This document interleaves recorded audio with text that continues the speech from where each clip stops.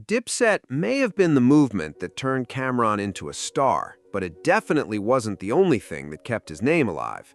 The fascinating part of Cameron's journey is what he did once that era started losing its power.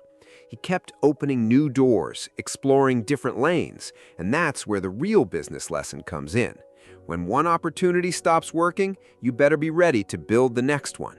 Now let's hear how Cameron himself views the bigger picture of his entire career. Word, man.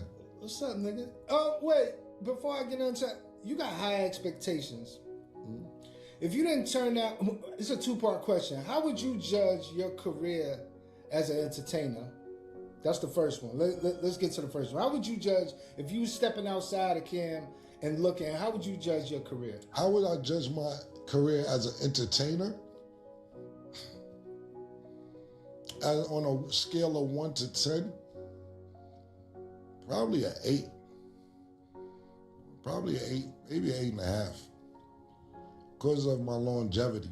And that's the piece I think a lot of people completely overlook. Longevity isn't really about remaining famous forever. It's about continuing to have value. Cam had Dipset, but he never fell into the trap of believing Dipset was the only thing he could ever become. He kept building new skills, stronger relationships, and different business opportunities around himself. That's how you stay relevant when the very thing that first made you valuable begins to evolve. Like, did 30 years next year that I've been doing this professionally. And I'm at the height of my shit. Like, reinventing yourself is not easy. You know what I'm saying? You have to reinvent yourself. You gotta think about this. I came in doing mixtapes, then I got a record deal. Now pay attention to the pattern, because this is where things get really interesting. Cam isn't necessarily describing a career change. He's describing how to build one career on top of another. Every move gave him another asset, connection, or skill that he could bring into the next chapter. And that's a completely different mindset when it comes to building your career. Instead of constantly asking, "What's my next big hit?" you start asking, "What can I build using everything I've already created?" And honestly, that's a much more sustainable way to play the game. Album, then I had a platinum album. Then I put on a crew, named the crew Dipset. Then I had artists that sold gold. Then I had a fucking Diplomat album that went gold. Then other people that I dealt with, they were successful.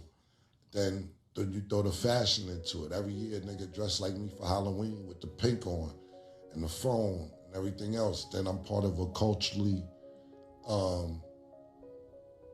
like one of the best urban movies ever when you talk about Paid in Full. When, you compare that to, Belly, Immense Society, or Boys in the Hood, shit like that. And then navigating business with clothing and so on and so forth. And then just come back and start doing sports. And, starting a sports podcast 3 years ago, then being on ESPN the last 4 months on the biggest show on ESPN. As long as doing a podcast here with you and putting on other people's podcasts. My shit been electric. You know what I'm saying? It ain't easy though. I'm not sitting there acting like everything I just said was 1, 2. And honestly, this could be the most important takeaway from this entire conversation. We usually look at successful people and only notice the victories that made it to the surface. But Cam is basically showing you that behind all of this was a long list of ideas, experiments, and different moves. That's business. You're not going to reinvent yourself perfectly every single time. The real advantage is having the patience and confidence to keep moving until you finally find something that works. Album, then I had a platinum album. Then I put on a crew, named the crew Dipset. Then I had artists that sold gold. Then I had a fucking Diplomat album that went gold. Then other people that I dealt with, they were successful. Then you throw the fashion into it. Every year, a nigga dressed like me for Halloween with the pink on and the phone and everything else. Then I'm part of a culturally, like one of the best urban movies ever when you talk about Paid in Full. When, you compare that to, Belly, Immense Society, or Boys in the Hood, shit like that.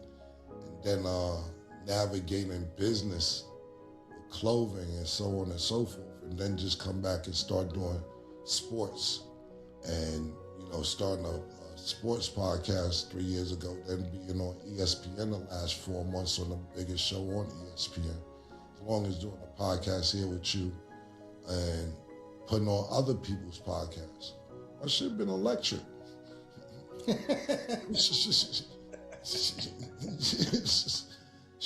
what I'm saying? It ain't easy though. I'm not sitting there acting like everything I just said was 1, 2, 3. And honestly, this might be the most important part of the whole conversation.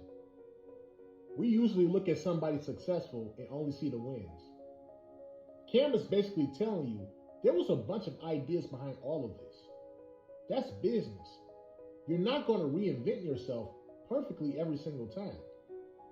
The advantage is being willing to keep moving until you find something that works. I think about a bunch of shit that I tried to do that didn't work, you know what I'm saying? I did mad shit that didn't work, but if you say how I'm judging it, I'm not, y'all say I'm gonna be honest, like I'm gonna take the halfway, 7.5, 8, because I may not have sold as many records as Jay-Z or been as big as Jay-Z or Nas, or it's a lot of people way more successful in music. Even though I think I did pretty well in doing music as well. But it's a lot of them niggas that can't do what I do, or don't have the personality that I have, or can sit there and, we're jumping into a bunch of different platforms when I'm talking about music, fashion, acting, writing movies, producing movies, directing movies,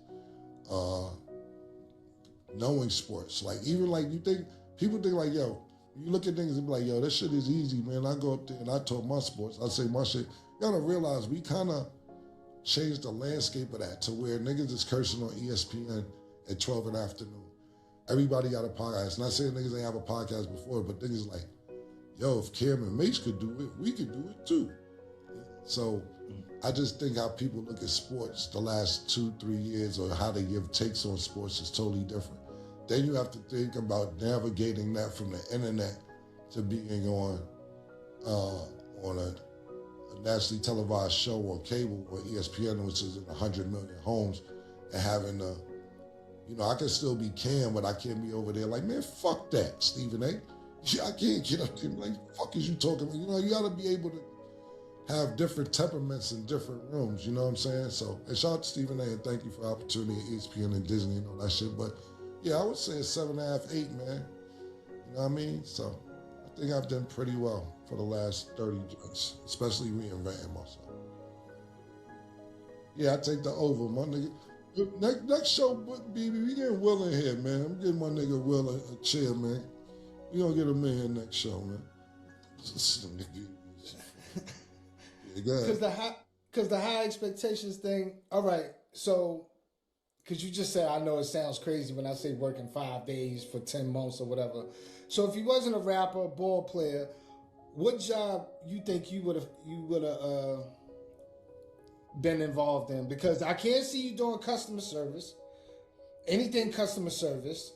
I can't see that. Manual labor, hell no. I asked you to help me load a treadmill that you gave me on a truck one time, and you looked at me like I was crazy. So no manual labor. So what job would you think you would have done? I had a couple jobs. I worked in a sneaker store before, and I was a paper boy when I was 11. I delivered newspapers. Jobs aren't good for me. Anytime I had a job, I had a couple jobs I won't say right here. Probably had like 4 jobs in my career, maybe. And that right there pretty much sums up Cameron's entire journey. Dipset played a massive role in his rise, but it was never the final chapter of his story. He took the attention, personality, connections, and credibility he earned, then kept turning those assets into new opportunities. But it does raise a serious question. Could he have built this same kind of longevity if Dipset had never existed? And when Cameron admits he may not have sold as many records as Jay-Z or Nas, but believes his personality and versatility allow him to do things they can't, is that actually a better way to measure success? Because when you really think about it, are the biggest numbers always the same thing as building the most valuable career?